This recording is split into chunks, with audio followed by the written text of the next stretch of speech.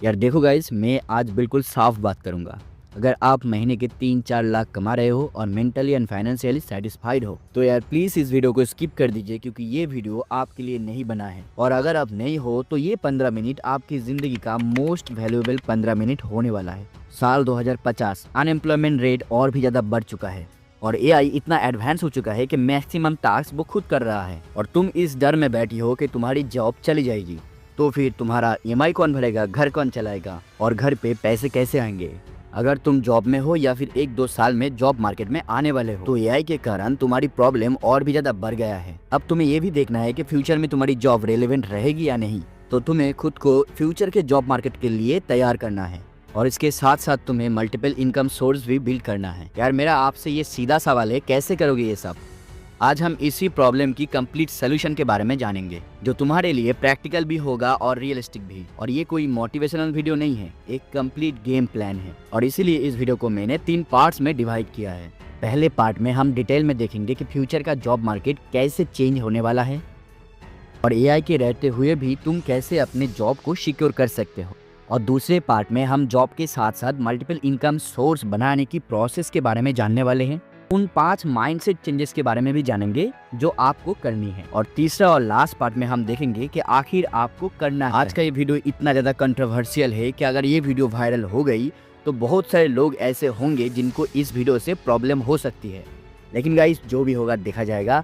तो चलो, अगर आप भी अपना फ्यूचर का कंट्रोल अपने हाथ में लेना चाहते हो तो आज का वीडियो जल्दी से स्टार्ट करते हैं। पावर डायनामिक्स एक ऐसा कंसेप्ट है जिसे समझना आपके लिए एक लाइफ चेंजिंग चीज हो सकता है। इसे एक एग्जांपल से समझते हैं। तुम रात को 11 बजे अपना फेवरेट खाना ऑर्डर करते हो। ऑर्डरिंग ऐप पे सब सही दिखा रहा है, डिलीवरी इन 30 मिनट्स दिखा रहा है, लेकिन जब वो 30 से लेके 45 मिनट तक चला जाता है तब भी दिखाता है प्रीपेयर्ड है। और अभी तो आपका सारा पेशेंस भी खत्म हो जा रहा है और तभी एक मैसेज आता है, your order has been cancelled. अब तुम्हारे पास क्या ऑप्शन है?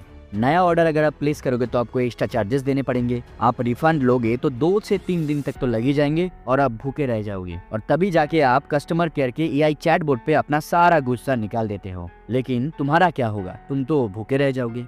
इसी को कहते हैं पावर डायनामिक्स। डिलीवरी ऐप वालों को पता है कि रात के 11 बजे आपके पास ज्यादा कोई ऑप्शन नहीं है। That has an upper hand. Power dynamics का मतलब है कौन किस सिचुएशन में ज्यादा कंट्रोल या फिर इन्फ्लुएंस रखता है। और पावर डायनामिक्स की गेम में जब तक तुमको कुछ चीज चाहिए होता है तब तक तुम डिसएडवांटेज में रहती हो। तुम्हारे लिए ये जानना बहुत ही जरूरी है कि जैसे ही तुम जॉब मार्केट में अपनी फाइनेंशियल कंडीशन का कंट्रोल किसी कंपनी या फिर बॉस के हाथ दे देते हो या फिर उसके दिए गए जॉब के हाथों दे देते हो, वैसे ही तुम पावर डायनामिक्स के इस गेम में एक वीक प्लेयर बन जाते हो। अब यही कंपनी तुमको फायर करते हुए एक बार भी नहीं सोचेगी। और क्यों सोचे? क्योंकि उसके पास तो हजारों ऑप्शंस है, हजारों कैंडिडेट्स है। कोई भी फर्क नहीं पड़ता कि तुम्हारा कितना अच्छा रिलेशन है उस कंपनी के मैनेजर के साथ या फिर तुम अपने काम में कितना ज्यादा डेडिकेटेड हो। जब तक तुम उस कंपनी के लिए एसेट हो तब तक तुम जिस दिन तुम लायबिलिटी बन जाते हो उस दिन तुमको निकाल दिया जाता है। और इसमें कुछ गलत है या फिर सही, इसके ऊपर हम डिबेट नहीं करेंगे, क्योंकि यार कंपनी को तो भी अपना ग्रोथ और अपना प्रॉफिट प्रायोरिटी पे रखना है। अच्छा, मान लेते हैं सब अच्छा रहा और तुमको नहीं निकाला गया, तब भी तुम्हें वो सब सुनना पड़ेगा, देखना पड़ेगा जो तुमने कभी सपने में भी नहीं सोचा है। लोगों की गालियाँ, ऑफिस पॉलिटिक्स, लेट नाइट तक काम करना और उसके बावजूद ऑफिस सुबह टाइम पे पहुंचना। आपकी सारे वर्क लाइफ बैलेंस और मेंटल हेल्थ की धज्जियां उड़ जाएगी। इसके बावजूद भी एक अप्रेजल के लिए तुम्हें वो सब करना पड़ेगा जो तुम्हारी सेल्फ बर्थ तुम्हें अलाउ नहीं करती। और ये सब तुम्हें इसलिए सहन करना पड़ेगा क्योंकि तुम्हें जरूरत है। जॉब तुम कर रहे हो, उस सैलरी पे तुम डिपेंडेंट हो और तुम अफोर्ड नहीं करते तुम्हारे जॉब का जाना। अब तुम बोलोगे कितने नेगेटिव हो यार, सारे कंपनीज में तो ऐसा नहीं होता। सही बात है, आई एग्री।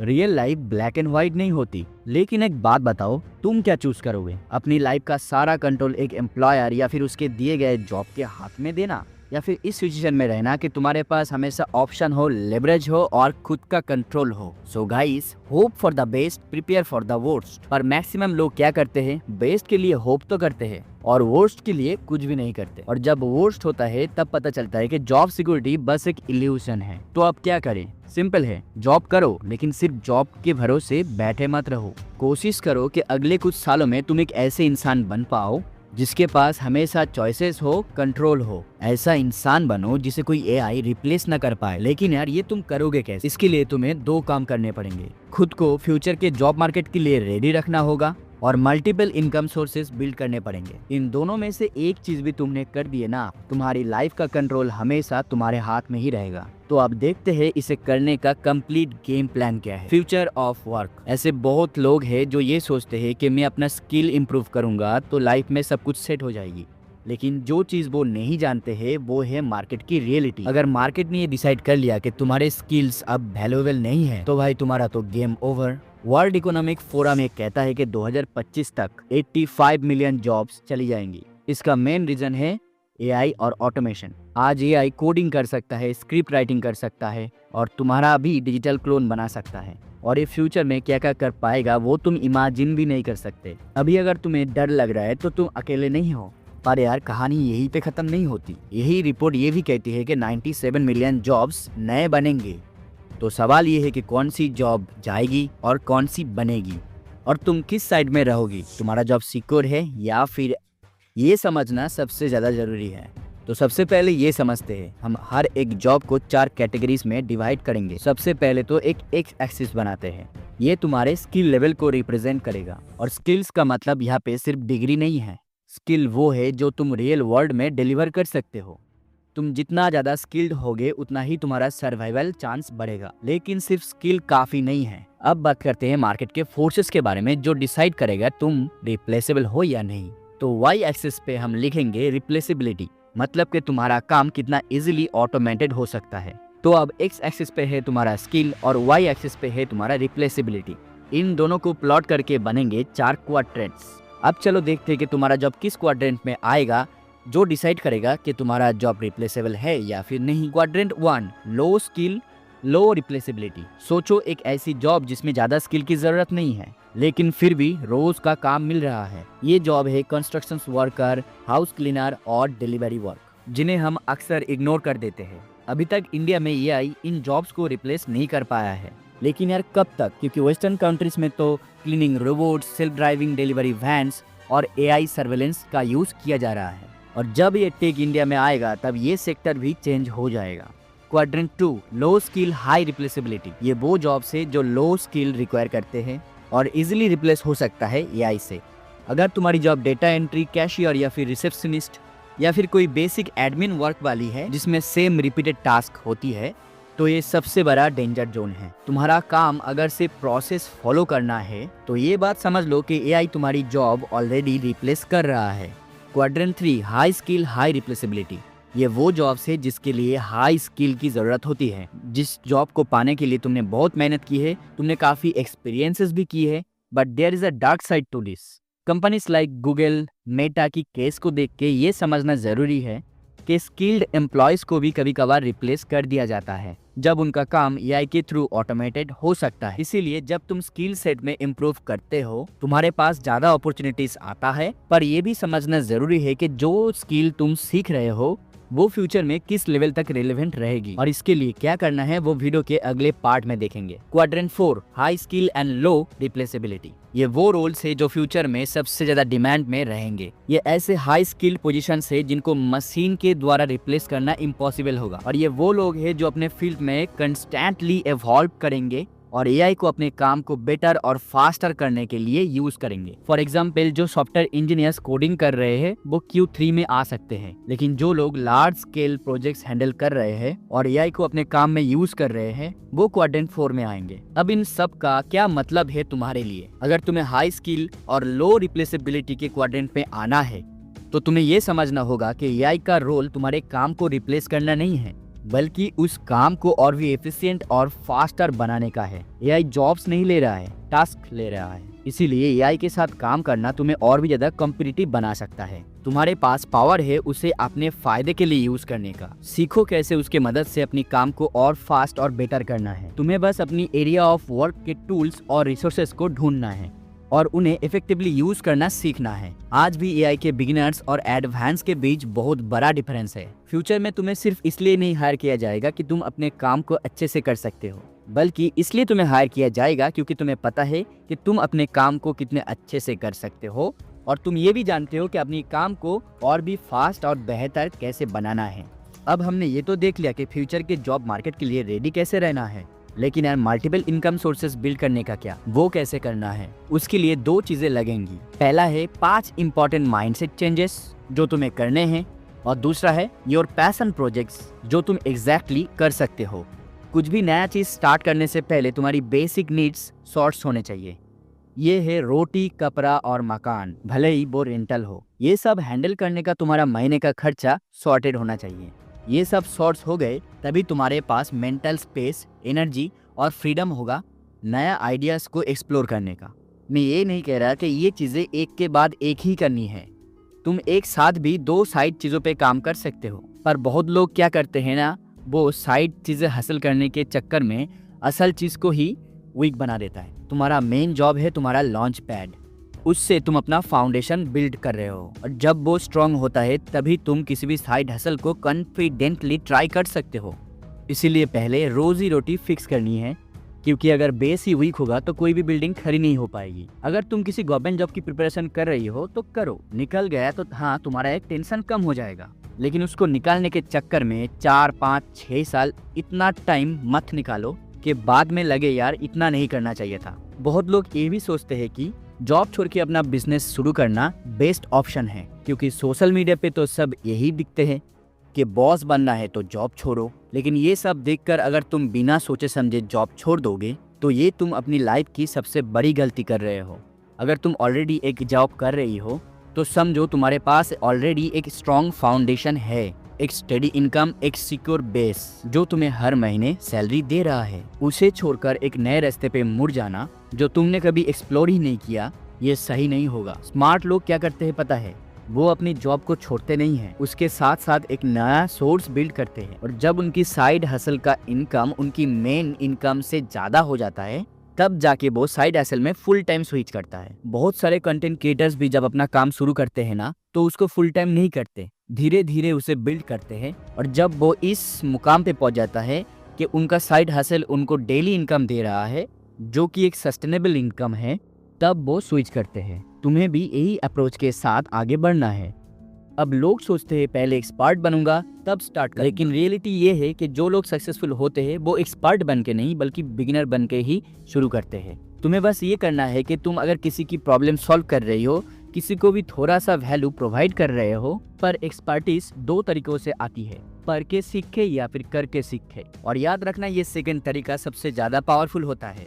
तुम्हारा फोकस एक ही चीज पे होना चाहिए। स्टार्ट करो, लर्न करो, इम्प्रूव करो और ये रिपीट करो। जो तुम हर रोज सीखते हो वही तुम्हारा अनफेयर एडवांटेज बन जाता है। अब तुम हर दिन किसी और के लिए काम कर रहे हो, बॉस की डेडलाइन, फैमिली की रिस्पॉन्सिबिलिटी और सोसाइटी की एक्सपेक्टेशन, पर तुम्हारे खुद के सपने का क्या? चाहे दिन का सिर्फ आधा घंटा ही हो, लेकिन उस आधे घंटे में अगर तुमने अपनी पैशन प्रोजेक्ट्स पे काम कर लिया, अपना पैशन फॉलो कर लिया, या फिर तुम जो करना चाहते हो वो कर लिया, तो कुछ सालों में तुम सिर्फ एक नया स्किल नहीं सीखोगी, तुम एक नई जिंदगी बिल्ड कर सकती हो। और तुम्हें 10 साल का प्लान नहीं बनाना है, तुम्हें सिर्फ ये सोचना है कि आज 24 घंटे में तुम वो आधा घंटा निकाल पाए अपने लिए या नहीं। तो यार टाइम निकालो अपने लिए, और वो भी रोज। अब तुमने टाइम तो निकाल लिया, लेकिन उस टाइम पे आप क्या करोगे? चलो देखते हैं इस लास्ट सेक्शन में। Start with the low hanging fruits. The lowest hanging fruit here is what you are already doing in your job. यानी कि सबसे आसान और ऑब्वियस पैसा यही है, तुम्हारी एग्जिस्टिंग स्किल्स का यूज करना। जैसे कि एग्जांपल, मैं मार्केटिंग में हूँ, कंपनीज की ब्रांड बिल्ड करती हूँ, सोशल मीडिया हैंडल करता हूँ। इतने सालों के एक्सपीरियंस में मुझे इतना तो आता है कि मैं दूसरों को ये सर्विसेज प्रोवाइड कर सकूँ। तो मैं इन्हीं सारी सर्विसेज में फ्रीलांसिंग कर सकता हूँ, कंसल्ट कर सकता हूँ, कॉलेजेस में गेस्ट लेक्चर भी दे सकता हूँ। तुम जिस भी लाइन ऑफ वर्क में क्यों ना हो, तुमको कुछ ना कुछ तो मिल ही जाएगा जो तुम्हें आता हो और जो तुम सेल कर सकते हो। ये है तुम्हारा सबसे लो हैंगिंग फ्रूट। तुम एआई और अपना दिमाग लगा के अपनी सर्विसेज के लिए एक सिंगल पेज वेबसाइट बना सकते हो और उस पे लोगों को रीच आउट करना शुरू कर सकते हो। और ये मार्केट इतना बड़ा है कि तुम्हें क्लाइंट्स की कमी नहीं होगी, बस तुम्हारा अप्रोच सही होना चाहिए। अब तुम बोलोगे ये सस्टेनेबल नहीं है। देखो यार, ये पर्सपेक्टिव की बात है। ऐसे भी बहुत सारे लोग हैं जो सस्टेनेबल तरीके से फ्रीलांसिंग कर रहा है। हाँ, ये करने के चक्कर में मेक श्योर कि तुम मूनलाइटिंग नहीं कर रहे हो। मूनलाइटिंग यानी कि एक मेन जॉब करने के साथ साथ छुप के एक और भी जॉब करना जो तुम्हारी एम्प्लॉयर की कॉन्फ्लिक्ट ऑफ इंटरेस्ट में आता है। दूसरा आइडिया है अपना साइड बिजनेस स्टार्ट करना या ई कॉमर्स स्टोर शुरू करना। फॉर एग्जाम्पल क्लाउड किचन या ऑनलाइन ग्रोसरी स्टोर। जैसे मॉडल अभी इंडिया में बहुत ही अच्छी तरीके से बूम कर रही है और अर्बन एरियाज में लोग कन्वीनियंस के लिए कुछ भी देने के लिए रेडी है। अगर थोड़ा इन्वेस्टमेंट और रिस्क एपेटाइट है तो आप भी ये ट्राई करके देख सकते हो। और अगर तुम्हारा इंटरेस्ट ई कॉमर्स स्टोर में है तो तुम अपना ऑनलाइन स्टोर बना सकते हो, जिनका डिमांड हर रोज बढ़ रहा है। तुम्हें बस अपना टारगेट मार्केट को समझना होगा और अपना मार्केटिंग स्ट्रेटेजी को इफेक्टिवली इम्प्लीमेंट करना होगा। अगर तुम्हारे पास फूड इंडस्ट्री या फिर ई कॉमर्स का नॉलेज है तो तुम इसे बहुत ही क्विकली स्केल अप कर सकते हो। तीसरा आइडिया है content creation, specially regional audiences के लिए। तुम अपना ब्लॉग शुरू कर सकते हो या फिर अपना खुद का एक यूट्यूब चैनल बना सकते हो। और अभी तो इंस्टाग्राम और फेसबुक पे भी ट्राई कर सकते हो, जहां तुम कंटेंट क्रिएट करोगे जो कि रीजनल लैंग्वेजेस में होगा, जैसे कि हिंदी, तमिल या फिर बंगाली या फिर कोई और लैंग्वेज जिसमें आपका टारगेटेड ऑडियंस कंफर्टेबल हो। यहाँ पे आप अपनी नॉलेज को शेयर कर सकते हो, जैसे कि लाइफस्टाइल हो गई, हेल्थ एडवाइस हो गई, पर्सनल फाइनेंस हो गई या फिर कोई भी ऐसा टॉपिक जो लोगों के लिए यूजफुल हो। कंटेंट क्रिएशन में इनिशियल एफर्ट लगेगा, लेकिन जब तुम अपना ऑडियंस बिल्ड कर लोगे तो तब मोनेटाइजेशन के ऑप्शंस बहुत ज़्यादा हो जाएगी। तुम अपने वीडियोस या फिर ब्लॉग्स के थ्रू एफिलिएट मार्केटिंग कर सकते हो, स्पॉन्सरशिप ले सकते हो या फिर एड रेवेन्यू जनरेट कर सकते हो। सबसे इंपॉर्टेंट बात यह है कि तुम्हारा कंटेंट ऑथेंटिक और वैल्यू ड्रिवन होना चाहिए। चौथा आइडिया है डिजिटल प्रोडक्ट बेचना। अगर तुम डिजाइन या फिर क्रिएटिव फील्ड में हो तो तुम इंस्टाग्राम टेम्पलेट्स, डिजिटल प्लानर्स या फिर थीम पेजेस बेच सकती हो। ये प्रोडक्ट तुम इजीली क्रिएट कर सकती हो और ऑनलाइन प्लेटफॉर्म जैसे एचसी, गमरोड या अपनी वेबसाइट के थ्रू बेच सकते हो। डिजिटल प्रोडक्ट का एडवांटेज ये है कि तुम्हें फिजिकल इन्वेंटरी मैनेज करना नहीं होगा। तुम बस अपनी क्रिएटिव स्किल्स का यूज करो और उसे यूज करके ऐसा प्रोडक्ट बनाओ जो तुम ग्लोबली सेल कर सकते हो। फिफ्थ आइडिया है ड्रॉप शिपिंग। ये एक ऐसा मॉडल है जिसमें तुम्हें इन्वेस्टमेंट करना पड़ेगा। तुम अपना ई कॉमर्स स्टोर सेटअप कर सकते हो और जब कोई कस्टमर ऑर्डर प्लेस करेगा तो तुम अपने सप्लायर से प्रोडक्ट शिप करवा सकती हो डायरेक्टली। और तुम अपने ऑनलाइन स्टोर में ट्रेंडिंग प्रोडक्ट बेच सकती हो जो किसी स्पेसिफिक नीच को टारगेट करती है। अगर तुम अपनी नीच को समझ पाते हो और अपने मार्केटिंग पे फोकस कर पाती हो तो तुम्हें ये बिजनेस प्रॉफिटेबल बनाने में ज्यादा टाइम नहीं लगेगा। सिक्स्थ है एक म्यूचुअल फंड डिस्ट्रीब्यूशन बिजनेस। आजकल लोग अपने पैसे को वाइजली इन्वेस्ट करने के लिए बहुत ही ज्यादा सीरियस हो गए हैं, तो तुम म्यूचुअल फंड डिस्ट्रीब्यूटर या फिर फाइनेंशियल एडवाइजर बन सकते हो, जहां तुम क्लाइंट्स को उनके इन्वेस्टमेंट प्लान बनाने में हेल्प कर सकते हो। तुम अपने क्लाइंट्स के लिए अच्छे म्यूचुअल फंड, स्टॉक्स और बेस्ट इन्वेस्ट अपॉर्चुनिटीज रिकमेंड कर सकते हो और ये बहुत ही इफेक्टिव ऑप्शन है। ये एक कमीशन बेस्ड बिजनेस है और अगर तुम्हें फाइनेंस का नॉलेज है तो तुम इससे 3-4 सालों में काफी अच्छा पैसा कमा सकते हो। बताए गए हर आइडिया आपको शुरुआती दिनों में बहुत ही टफ लगेगा, लेकिन अगर आपने किसी एक नीश को पकड़ ली और उसके ऊपर 3 से 6 महीने कंसिस्टेंटली काम किया तो यार आपकी लाइफ बदल सकती है। तो आज के इस वीडियो में बस इतना ही। वीडियो अगर पसंद है तो लाइक जरूर कर देना, अपने फ्रेंड्स, अपने फैमिली के साथ जरूर शेयर करना और अभी तक अपने इस चैनल को सब्सक्राइब नहीं किया है तो मुझे सपोर्ट करने के लिए सब्सक्राइब जरूर कर देना। तो मिलते हैं नेक्स्ट कमाल की वीडियो में, तब तक के लिए have a good day, take care and